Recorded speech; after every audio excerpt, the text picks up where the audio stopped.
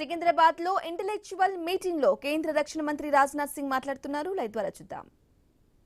उनको actual results में बदलने की काबिलियत के अंदर होती है, वही देश और दुनिया का सबसे क्रेडिबल, ही सबसे विश्वसनीय नेता होता है. मैं कह सकता हूं इस चारों कसौटी पर पूरी तरह से यदि कोई खड़ा उतरता है तो हमारे प्राइम मिनिस्टर नरेंद्र मोदी ही पूरी तरह से खड़े उतरते हैं. और मैं कह सकता हूं मेरे बहनों भाइयों, किसी नेता के लिए लोगों का समर्थन लगातार पाने की सबसे पहली और बुनियादी जो शर्त होती है वह ईमानदारी है. पिछले मोदी जी पिछले 13 वर्षों तक गुजरात के मुख्यमंत्री रहे, आप सभी जानते हैं.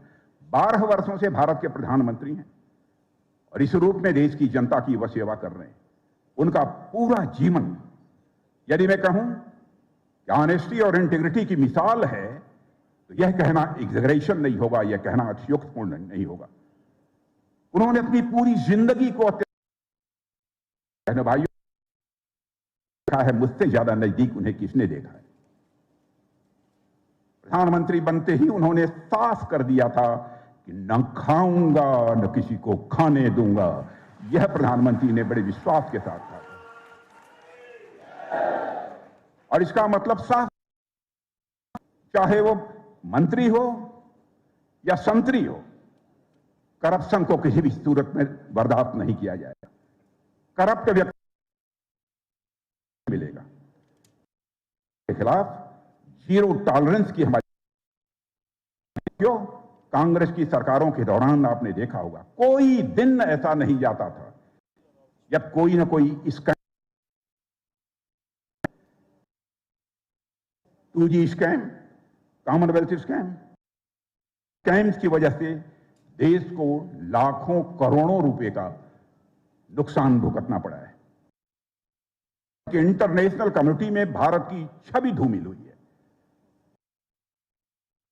के लिए रक्षा को दांव पर लगा देते हैं.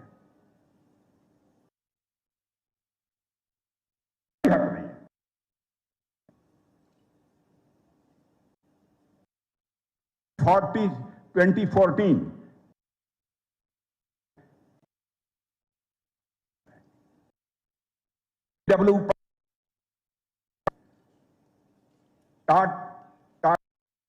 टाटा का भी आपने घोटाला देखा है, जिस हेलीकॉप्टर को हमारे सेना के जवान जो सीमाओं की सुरक्षा करते हैं उनके द्वारा उपयोग किया जाता है. लेकिन पिछले वर्षों में बहनों भाइयों 2.5 लाख करोड़ रुपए से बढ़कर जिम्मेदारी में मिनिस्टर, उस समय 2.5 लाख करोड़ रुपए का डिफेंस का बजट हुआ करता था. आज अप्रॉक्सीमेटली 8 लाख करोड़ रुपए का डिफेंस का बजट हो गया है. कोई कल्पना नहीं करता था.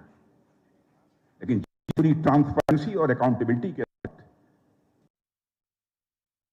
श्रेय नहीं लेना चाहता. मैं अपने